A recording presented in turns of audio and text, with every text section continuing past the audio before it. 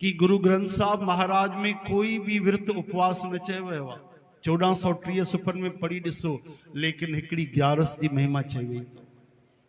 गुरु ग्रंथ साहब महाराज में ग्यारस की महिमा सतगुरन गाई आहे। एकादशी सुनो हरि नाम, रिद्ध बुद्ध सिद्ध सुख पावो, भज गुरुमत हरि राम राम।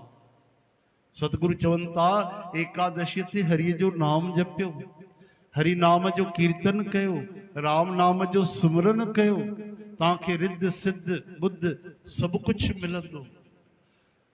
इंद्रन ते संयम कयो, विकारन को बचो, ऐं भगवान जो भजन कयो, जागरण कयो, गोविंद जा गुण गायो, तो तहांजी ग्यारस सफल आ। ये गुरु ग्रंथ साहब महाराज जा वचन पढ़ी ॾिसो। चो हरि राम। केवल ग्यारस की महिमा।